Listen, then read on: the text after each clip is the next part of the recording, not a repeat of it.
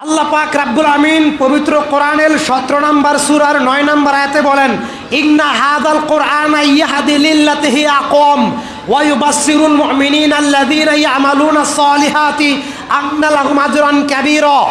আল্লাহ পাক বলছেন বনি ইসরাঈলের 9 নম্বর আয়াত, ইন্না হাযাল কুরআন, এখানে একটা কোরআন দরকার।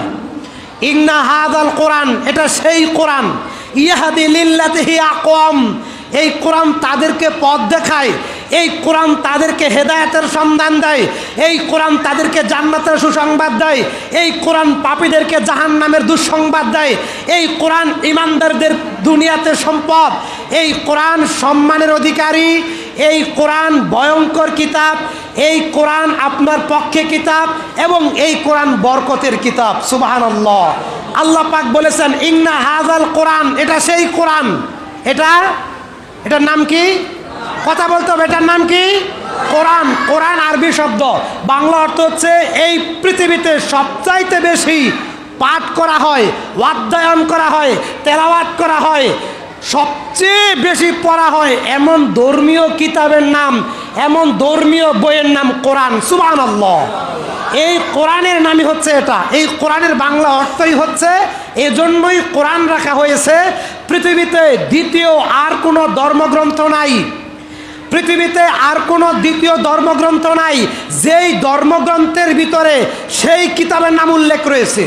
ওয়াল্লাহি, আল্লাহর কসম, নাফসি বিয়াদিহি, গীতা পুরোটাই আমি অধ্যয়ন করেছি, বাইবেল আমি কিছু অংশ অধ্যয়ন করেছি, আমি ভগবদ গীতার প্রথম অংশ অধ্যয়ন করেছি এবং ত্রিপিটকের মূল খণ্ড অধ্যয়ন করেছি। আলহামদুলিল্লাহ, সুম্মা আলহামদুলিল্লাহ। আমি বলতে চাচ্ছি এটার নাম কি? কথা কি এবার বুঝেন? কথা কি এবার বুঝতেছেন? এটার নাম কি? কোরআন। এই কোরআন কথাটা এই কিতাবের ভিতরে লেখা আছে, গীতা কথাটা গীতার ভিতরে লেখা নাই, বাইবেল কথাটা বাইবেলের ভিতরে লেখা নাই, মহাভারত কথাটা মহাভারত কিতাবের ভিতরে লেখা নাই। কিন্তু আল্লাহ পাক বলছেন ইন্না হাযাল কুরআনা ইয়াহদি লিল্লাতি হিয়া আকওয়াম ওয়া ইউবাশশিরুল মুমিনিনা আল্লাযীনা ইয়ামালুনাস সালিহাত, যারা জেনে শুনে বুঝে এই কোরআন পড়ে, এই কোরআন দিয়ে জীবন চালায়, এই কোরআন দিয়ে সমাজ চালায়, এই কোরআন দিয়ে পরিবার চালায়, এই কোরআন দিয়ে থানা চালায়, এই কোরআন দিয়ে রাষ্ট্র চালায়, এই কোরআন দিয়ে পুরা পৃথিবী পরিচালনা করে। সুবহানাল্লাহ। আল্লাহর কোরআন বলছে আন্না লাহুম আজরান কাবীরা, এটাই তাদের জন্য মহা সুসংবাদ। কাদের জন্য? যারা কোরআন গ্রহণ করেছে, যারা কোরআন মেনে নিয়েছে। সুবহানাল্লাহ। সম্মানিত হাজিরিন, বলছিলাম সূরা বনি ইসরাঈলের 9 নম্বর আয়াত, আল্লাহ রাব্বুল আমিন এই ব্যাপারে কোরআনুল কারীমে অনেক কথা, অনেক আয়াত নাজিল করেছেন, কিন্তু সংক্ষিপ্ত সময়ে আমি আপনাদেরকে কিছু কথা শোনাবো ইনশাআল্লাহ। বুখারী শরীফের 1934 নম্বর হাদিস, ওমর ইবনুল খাত্তাব রাদিয়াল্লাহু তাআলা আনহু বলেন, রাসূল সাল্লাল্লাহু আলাইহি ওয়াসাল্লাম বলেছেন ইন্নাল্লাহা ইয়ারফাউ বিহাযাল কিতাবি আকওয়ামান ওয়া ইয়াদউ বিহি আখারিন।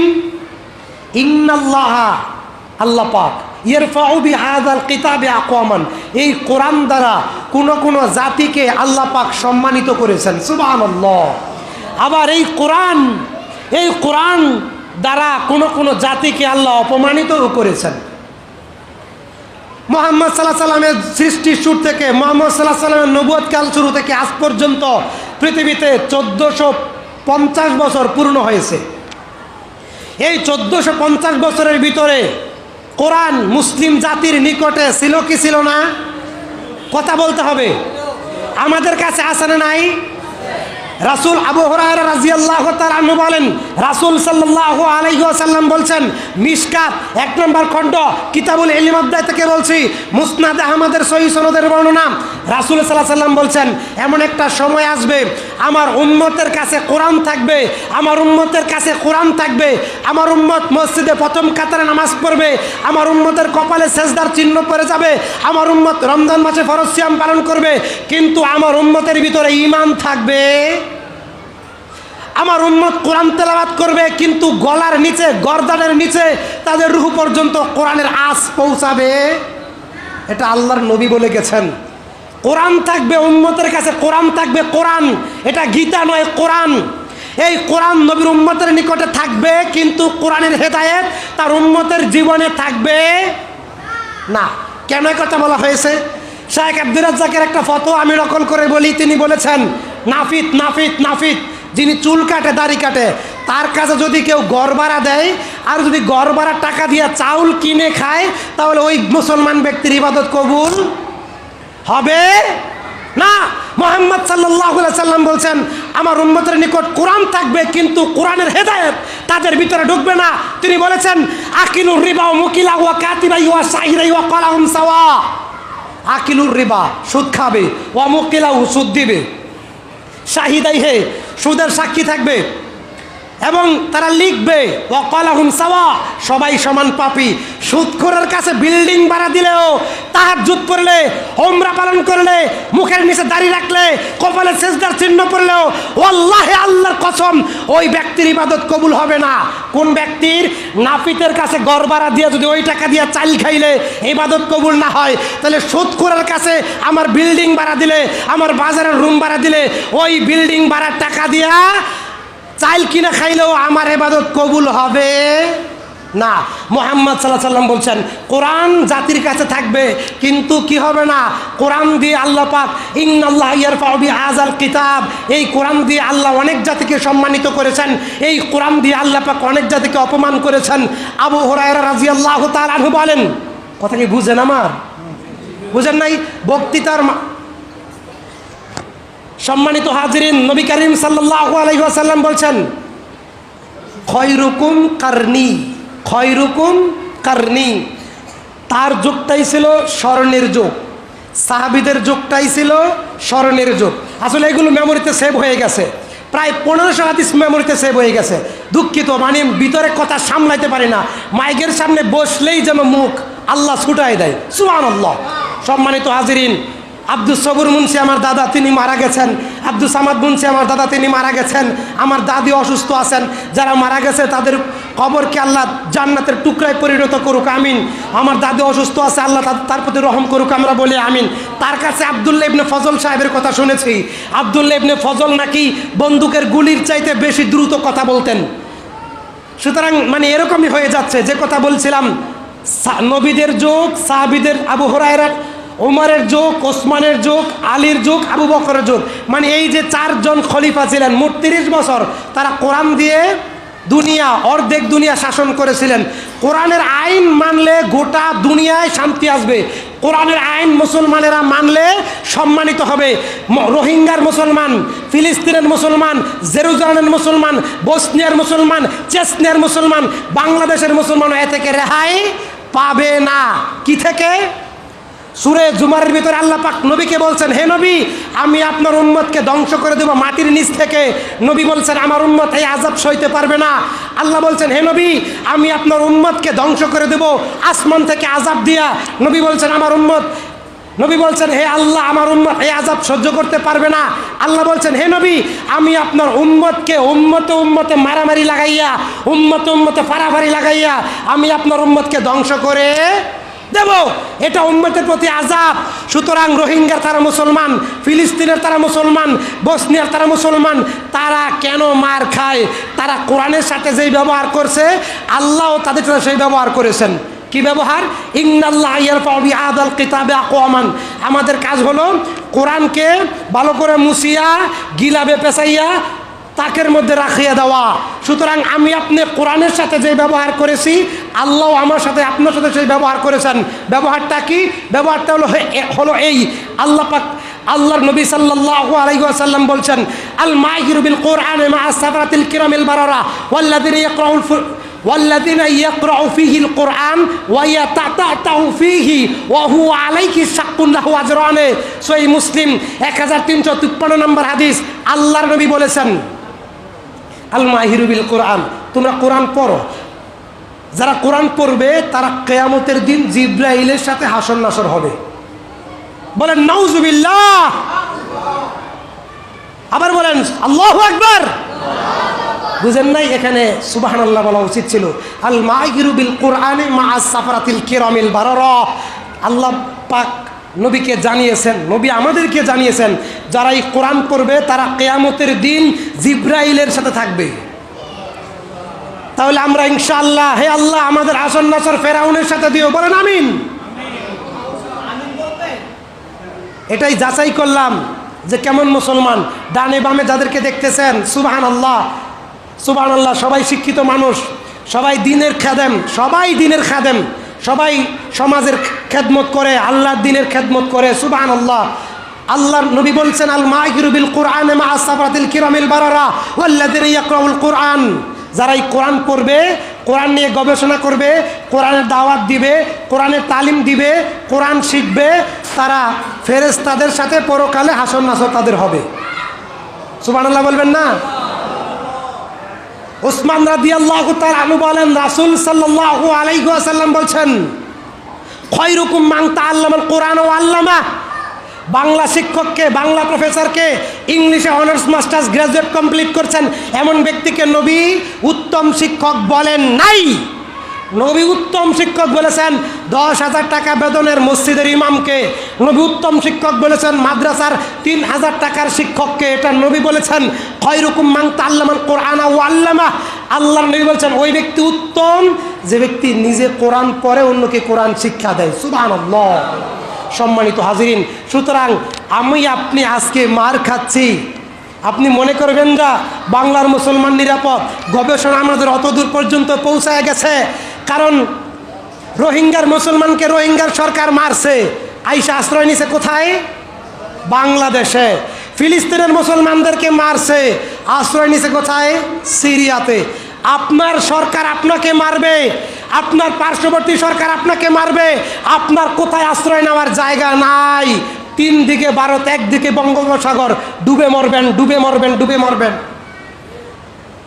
আমরা বুঝি, আমরা পড়াশোনা করি, সুতরাং আমি আপনাকে বলতে চাই, যদি এই বাংলাদেশে মাথা উঁচু করে সম্মানের সাথে সাহাবীদের মতো সম্মান নিয়ে দুনিয়াতে বসবাস করতে চান, আর যদি কাফের মুশরিকদের গোলামি করে মরতে না চান, আল্লাহর গোলামি করে মরতে চান, ঈমান নিয়ে বাঁচতে চান, ঈমান নিয়ে কবরে যেতে চান, তাহলে এই কোরআন শিখতে হবে, কোরআন পড়তে হবে, মাদ্রাসায় ভরপুর করতে হবে সন্তান দিয়ে, এবং কোরআনের তলেব যারা, কোরআনের শিক্ষক যারা, কোরআনের ছাত্র যারা, তাদেরকে কোনোদিন অর্ডার করা যাবে না। আমি অনেক বেয়াদবকে দেখেছি, অনেক বেয়াদব। 20 লাখ টাকার মালিক, 30 লাখ টাকার মালিক, যে কোনো একটা প্রতিষ্ঠানের দায়িত্ব পেয়েছে, হ্যাঁ ইমাম সাহেব এটা করে দেন, এই মাদ্রাসার শিক্ষক হুজুর এটা করে দেন। কেন এরকম হবে? আল্লাহর নবী মুহাম্মদ সাল্লাল্লাহু আলাইহি সাল্লাম বলছেন, সাধারণ আবেদের উপরে, সাধারণ পরহেজগারের উপরে সাহাবীদের যেমন মর্যাদা, সাহাবীদের উপরে নবীদের যেমন মর্যাদা, ঠিক তদ্রূপ সাধারণ মুসল্লিদের উপরে, নবীদের উপরে, সাহাবীদের উপরে নবীদের যেমন মর্যাদা, সাধারণ মুসল্লিদের উপরে ইমামদের তেমন মর্যাদা। সুবহানাল্লাহ। আল উলামা ওয়ারাসাতুল আম্বিয়া। সুতরাং উলামায়ে কেরামদের সামনে বেয়াদবি করলে, কোরআনের শিক্ষক যারা, তাদের সাথে বেয়াদবি করলে হাসর নাসর হারায়েন না, পরকাল হারায়েন না। সম্মানিত হাজিরিন, এবার আলোচনার সংক্ষিপ্ত মানে শেষের দিকে নিয়ে আসতেছি। কথা হলো এই, আমরা এই কোরআন দিয়ে এই সমাজ চলুক, এটা চাই না? চাই না? সবাই বলেন চাই না? চাই না? তাহলে যারা আসে নাই, অনেককে চিনি, বাহির থেকে অনেক লোক আসতেছে, কিন্তু এই গ্রামের অনেক লোক আসতেছে না। আমাদের সাথে কি আপনাদের কোনো দুশ্মনী আছে? নাই। আপনারাও আল্লাহর বান্দা, আমরাও আল্লাহর বান্দা। আপনারাও কোরআনের কথা শুনবেন, আমরা কোরআনের কথা বলবো। সুবহানাল্লাহি ওয়া বিহামদিহি, সুবহানাল্লাহিল আযীম। মুহাম্মদ সাল্লাল্লাহু আলাইহি ওয়াসাল্লাম বলছেন, আস-সালাতু নূরুন। সালাত হচ্ছে মুমিন বান্দাদের জন্য কবরে নূর।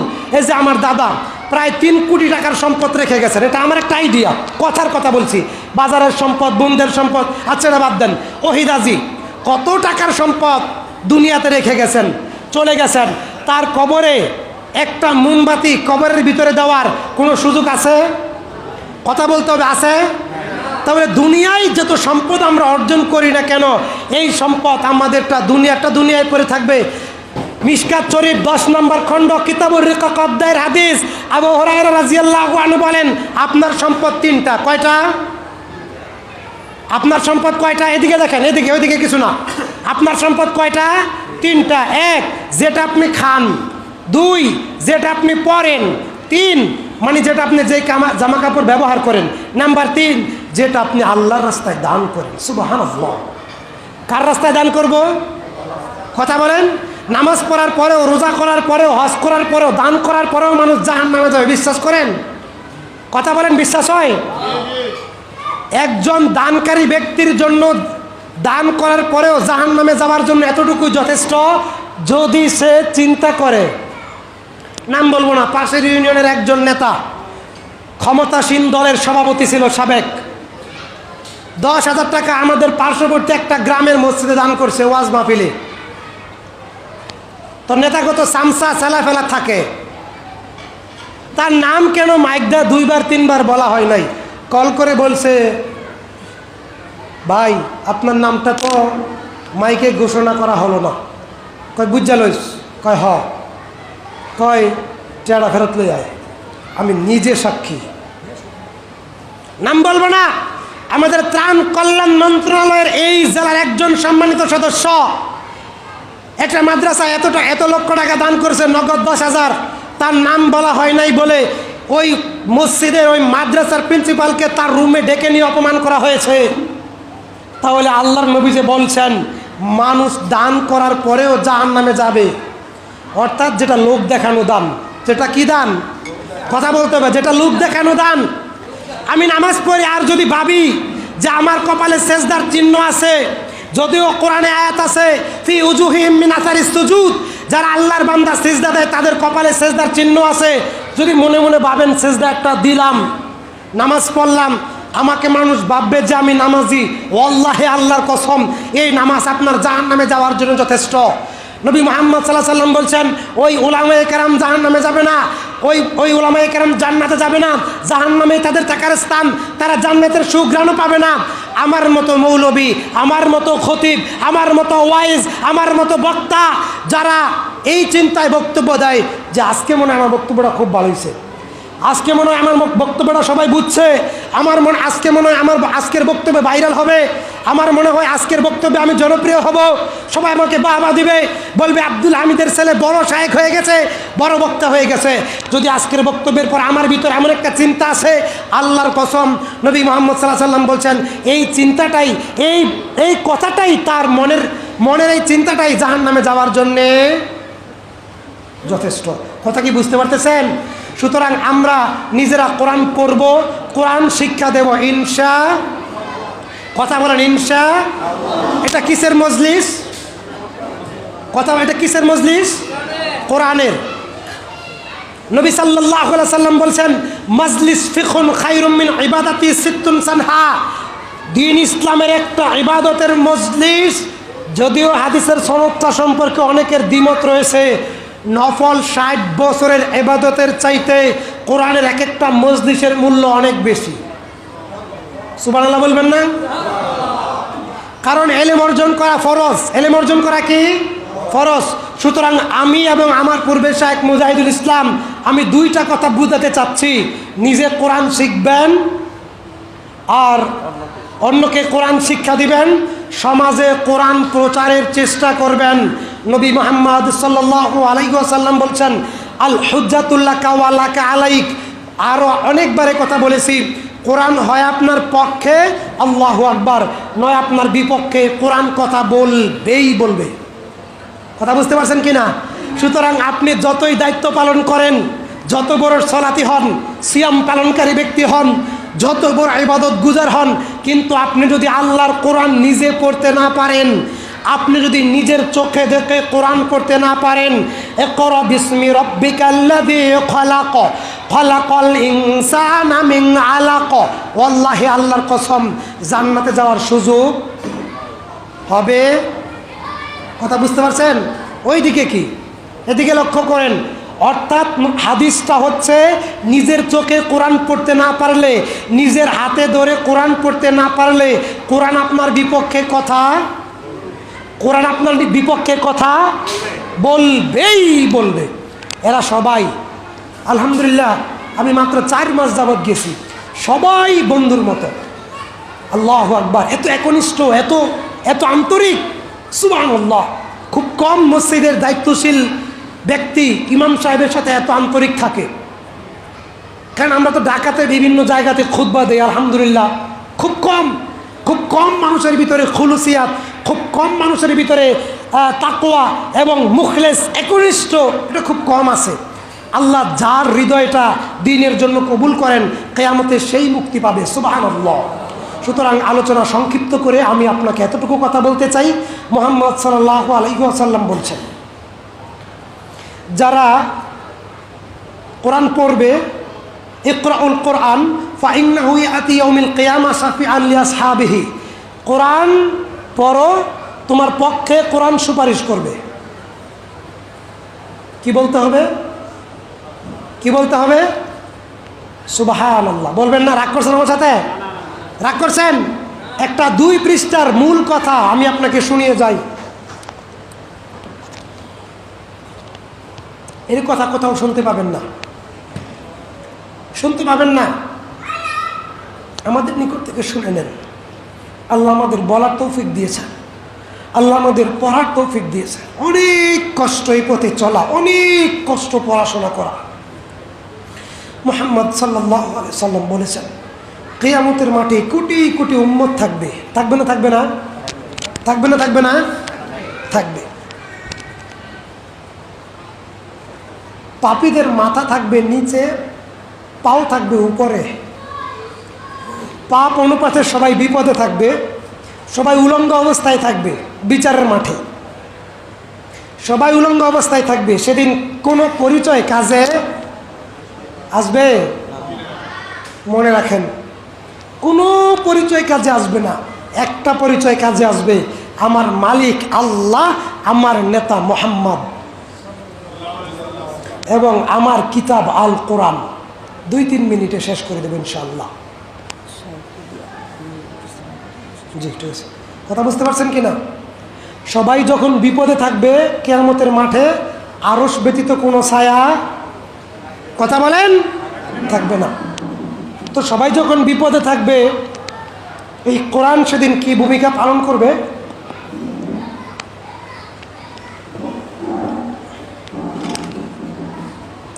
যে ব্যক্তি দুনিয়াতে কোরআন পড়তো, অনেকে আছে যে কোরআন ভুল পড়লে পাপ হয়, কোরআন মাখরাজ ব্যতীত তেলাওয়াত করলে পাপ হয়, কষ্ট করে আটকে আটকে পড়লে পাপ হয়। ফতোয়াটা 100% ঠিক নয়। কারণ সাহাবীদের আমলে এক এক সাহাবী এক এক রকম করে কোরআন পড়তেন, কারণ সেই সময় কোরআনে জের জবর পেশ হরকত ছিল না। সুতরাং মূল কথা হলো কোরআন পড়েন, আল্লাহ দেখতেছেন অন্তর। কোরআন পড়েন, যেভাবেই পড়েন, তবে ইচ্ছা থাকতে হবে, চেষ্টা থাকতে হবে সহি করে পড়ার জন্যে, তবে পড়েন। এই হাদিসটা বলেই শেষ। কিয়ামতের দিন মনে করেন আমি অনেক বিপদে আছি, উলঙ্গ অবস্থায় আছি, ভীতসন্ত্রস্ত অবস্থায় আছি। যারা কোরআন পড়তো, ওই কোরআন তাদেরকে খুঁজবে, বুঝেন নাই? কোরআন তাদেরকে কি করবে? খুঁজে বের করবে। কিয়ামতের দিন খুঁজে পেয়ে যাবে, কোরআন পেয়ে যাবে। কোরআন গিয়ে বলবে, আপনি আমাকে চিনতে পারেন নাই? হাদিসটা সহিহ মুসলিমের বুখারীর ফাজাইল আমল কিতাবে আছে, কোরআন অধ্যায়। আপনি কি আমাকে চিনতে পারেন নাই? তিনি বলবেন, না, আমি আপনাকে চিনতে পারি নাই। কোরআন বলবে, আমি আল্লাহর বাণী, আমি আল্লাহর বাণী। আপনি তো দুনিয়াতে কোরআন পড়তেন, মনে আছে? জি, মনে আছে। সুবহানাল্লাহ পড়েন। আপনি তো দুনিয়াতে কোরআন পড়তেন, মনে আছে? জি, মনে আছে। দেখুন তো আপনি আমাকে চিনতে পারছেন কিনা? তিনি বলবে, আমি আপনাকে চিনতে পারি নাই। কোরআন বলবে, আমি আল্লাহর কোরআন। সুবহানাল্লাহ। আর আমার নবী বলেছেন, এই কোরআন যে পড়বে, কোরআন তার পক্ষে সুপারিশ করবে। শুধু সুপারিশ না, যে ব্যক্তি কোরআন পড়ছে তাকে কোরআন বের করে আল্লাহর সামনে নিয়ে আসবে। বুঝেন নাই বয়ান? কোরআন যে পড়তো, এই কোরআন তাকে খুঁজে বের করবে, কারণ সে কিয়ামতে বিপদে আছে। কোরআন তাকে খুঁজে বের করবে, কোরআন তাকে টেনে আল্লাহর সামনে উপস্থিত করবে। তখন এই কোরআন আল্লাহর কাছে বলবে, আল্লাহ, আপনার নবী বলেছে, আসিয়াম ওয়াল কোরআন ইয়াসফাআন লিল আবদি ইয়াউমাল কিয়ামা। সিয়াম এবং কোরআন বান্দার পক্ষে কিয়ামতে কথা বলবে। সুবহানাল্লাহ। সুতরাং এই আমি কোরআন, আমি আপনার বাণী, আমি আপনার কথা আমি বলছি। এই বান্দা দুনিয়াতে রাতের বেলায় দিনের বেলায় আমাকে তেলাওয়াত করতো, আমি আপনার বাণী, আপনার নবী বলেছেন আমি আপনার কাছে কথা বলবো এই বান্দার পক্ষে। সুতরাং আমি কোরআন বলছি, আমি আপনার বাণী বলছি। আপনি যতক্ষণ এই বান্দাকে ক্ষমা না করবেন, এই বান্দাকে মাফ না করবেন, এই বান্দাকে আপনি নিজে যতক্ষণ জান্নাতের প্রবেশ না করে দিবেন, আমি কোরআন ক্ষান্ত হব না। ইকরাউল কোরআন, এই কোরআন পড়তে হবে, এই কোরআন শিখতে হবে। সুতরাং আমাদের সমাজে কোরআন নাই, আমাদের দেশে কোরআন নাই, আমাদের সংবিধানে কোরআন নাই। অনেক কথা, সংবিধানে 30টা কোরআন বিরোধী আইন আছে, কোনো মুসলমানই সংবিধান সমর্থন করতে পারে না। রাস্তার মোড়ে মোড়ে মূর্তি আছে, যারা মূর্তি তৈরি করে তাদের সাথে কোনো মুসলমান সম্পর্ক রাখতে পারে না। সম্মানিত হাজিরিন, আমি আপনাকে স্পষ্ট করে বলতে চাই, আমার নেতা মুহাম্মদ রাজনীতি যদি করেন তার নীতি মানতে হবে, সমাজনীতি করেন তার নীতি মানতে হবে, অর্থনীতি মানেন তার নীতি মানতে হবে, মসজিদে খুতবা দেন তার নীতি মানতে হবে, স্ত্রী সহবাস করেন তার নীতি মানতে হবে, সন্তানকে রাস্তায় দিয়ে চলান তার নীতি মানতে হবে, গাড়ি চালান তার নীতি মানতে হবে। সকল ক্ষেত্রে তার বিধান আছে না নাই? কথা বলেন। তার আদর্শ আমাদের জীবনে ইনশা বাস্তবায়ন করব, ইনশা ওমা তৌফিকি ইল্লা বিল্লাহ। সম্মানিত হাজিরিন, তাহলে আমরা যারা কথা বলছি আমাদের বিপদ অনেক বেশি। আমরা যারা ওয়াইজ, আমরা যারা বক্তা, আমাদের পরকাল আপনাদের চাইতে অনেক কঠিন, আমাদের পরকাল আপনাদের চাইতে অনেক কঠিন। সুতরাং আমরা আপনাকে বলতে চাই, আমরা মা বোনদেরকে বলতে চাই, আমরা সবাইকে বলতে চাই, যারা কোরআনের কথা বলে, যারা হাদিসের কথা বলে, দেলোয়ার হোসেন সাইদি সাহেব মারা গেছেন, পরিকল্পিতভাবে হত্যা করা হোক অথবা হায়াত নাই, যেভাবেই হোক দুনিয়া থেকে বিদায় হয়েছে। আমরাও কেউ দুনিয়াতে চিরকাল বাঁচব, আমরাও সবাই বিদায় নেব। পরকালের সবচেয়ে শ্রেষ্ঠ পাথেয় দুইটা। কয়টা? কথা বলেন, কয়টা? দুইটা। 1 নম্বর পাথেয় হচ্ছে তাকওয়া, 2 নম্বর পাথেয় হচ্ছে শ্রেষ্ঠ পাথেয়র একটা পাথেয় দান। কি? দান, সাদাকা। সুতরাং নবী মুহাম্মদ সাল্লাল্লাহু আলাইহি সাল্লাম বলছেন দান হচ্ছে জান্নাতের দলিল, আর সাদাকাতু বুরহানুন। বুরহান বলা হয় এমন কথাকে, এমন বিষয়কে যেটা অগ্রিমে নিশ্চিত। বুঝতে পারছেন না? অগ্রিম নিশ্চিত, বুঝতে পারছেন? অগ্রিম নিশ্চিত, এর নাম হচ্ছে বুরহান। এর সাথে আরো একটা শব্দ যদি যুক্ত করা হয়, আমি বলছি কোরআনুল কারীমের শাব্দিক অনুবাদ আল মুজামুল ওয়াফি ডিকশনারি থেকে, বুরহানুম মুবিন, সুস্পষ্ট দলিল, নিশ্চিত দলিল। কেউ এই দলিল থেকে আমাকে বঞ্চিত করতে পারবে না। অর্থাৎ যারা খালেসভাবে আল্লাহর জন্যে, আল্লাহর ঘরে, আল্লাহর রাস্তায় দান করে, তাদেরকে কেউ জাহান্নাম থেকে বঞ্চিত করতে পারবে না। তাহলে যারা এসেছেন তারা আমাদের শুভাকাঙ্ক্ষী। আমি একটু পরিচয়টা বলে দেই। দামসি গ্রামে চিনবেন না? পূর্বাচল, নিউ টাউন, সবাই নাম শুনেছেন? নাম শুনেছেন না? পূর্বাচল, কুড়িল বিশ্বরোড থেকে কাঞ্চন ব্রিজ পর্যন্ত হাতের বাম পাশে এবং ডান পাশে প্রায় 30টা সেক্টর, 6,500 কানি, 6,500 পাখি একক শতাংশ, এই পরিমাণ জমি একোয়ার করা হয়েছে। সেটা হচ্ছে পূর্বাচল। এখানে 30টা সেক্টর আছে। প্রায় 25%, প্রায় 90% ওই এলাকায় সবাই আহলে হাদিস। আলহামদুলিল্লাহ বলবেন না? আলহামদুলিল্লাহ বলবেন না? এবং শক্তিশালী আহলে হাদিস, সুবহানাল্লাহ। তো সেখানকার 18 নং সেক্টর কেন্দ্রীয় জামে মসজিদের সম্মানিত সভাপতি আমার ভাই মোহাম্মদ রফিকুল ইসলাম শামা এবং ওনার ভাতিজা উনি মোহাম্মদ সুমন মিয়া, আলহামদুলিল্লাহ যথেষ্ট পরিমাণ একনিষ্ঠভাবে দ্বীনের খেদমত করে। একটা কথা আছে বাংলায়, একাই সুবহানাল্লাহ, উমরের ভূমিকা পালন করতে চায়। আমার ওই ভাইয়েরা যারা যাদেরকে আল্লাহ ভালোবাসেন তাদেরকে আল্লাহ কবুল করেন। সুবহানাল্লাহ। তার পাশে আছেন আমার বন্ধুবর, একনিষ্ঠ বন্ধু, সবাই কিন্তু বন্ধু, মোহাম্মদ রাসেল মিয়া, দেখতেছেন আলহামদুলিল্লাহ। তারপরে আছেন আমার প্রাণপ্রিয় বন্ধু মোহাম্মদ রাশিদুল ইসলাম। তারপরে আরও আছেন মাইনুল ভাই আছেন, আরও আমার কিছু দিনী ভাই আছেন। অর্থাৎ সবাই মানে ব্যক্তিগত পারিবারিক কাজ শেষ করে রাত 10টা-11টা পর্যন্ত আমার সাথে সময় দেয়, 12টা পর্যন্ত সময় দেয়। এই সমাজে কেউ এত সময় ইমাম সাহেবের সাথে দেয় না। আল্লাহর কোরআনের সেই আয়াত স্মরণ করে দেই, কুনু মা'আস সাদিকিন, ইমানদারদের সাথে সময় দিবেন। আল উলামা ওয়ারাসাতুল আম্বিয়া, উলামায়ে কেরাম নবীর ওয়ারিস। সুবহানাল্লাহ। কিয়ামতের দিন 5 প্রকারের ব্যক্তি সুপারিশ করবে, তার মধ্যে 1 প্রকারের ব্যক্তি হচ্ছে সলেহিনগণ, পরহেজগার ব্যক্তিগণ। আমি আপনাকে ছোট্ট একটা উদাহরণ দেই। ট্রেনের যেই বগিতে ইঞ্জিল থাকে, ইনশাআল্লাহ, ট্রেনের যেই বগিতে ইঞ্জিল থাকে, যদি ওই ইঞ্জিলটা দুর্বল হয় তাহলে যদি আরো 20টা ইঞ্জিল তার সাথে জোড়া দেন, টাইনা নিতে পারবে? কথা বলেন, নিতে পারবে না। সে তো তার যে দেহ এটাই টাইনা নিতে পারবে না। আর যদি সেটা শক্তিশালী বগি হয়, শক্তিশালী ইঞ্জিল হয়, তাহলে তার সাথে আরো 100 বগি সংযুক্ত করে দিলেও ঘন্টায় 100 কিলোমিটার দূরে জোরে ছুটতে। তাহলে আপনার ইমাম যদি সচেতন হয়, আপনার ইমাম যদি তাকওয়াশীল হয়, আপনার ইমাম যদি জ্ঞানী হয়, আপনার ইমাম যদি মুত্তাকি হয়, তবেই না আপনার ইমাম আপনার পক্ষে কিয়ামতে কথা বলতে পারবে। সুতরাং শুধু ওয়াজ শুনলেই হবে, আমল করতে হবে।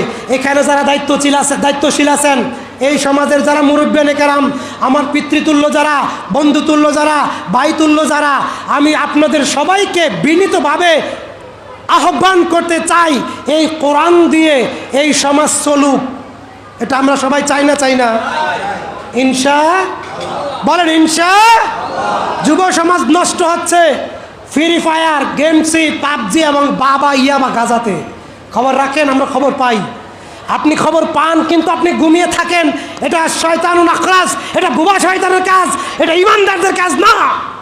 কোনো মুসলমান আছে খালি নামাজ পড়ে, আমি তো লক্ষ্য করি, যেহেতু আমার এখানে জন্ম, আমি তো জানি শুধু নামাজ পড়ে প্রথম কাতারে, কিন্তু সৎ কাজের আদেশ দেয় না, অসৎ কাজের বাধা দেয় না। তারা নামাজ পড়ে জান্নাতে যাইতে পারবে না।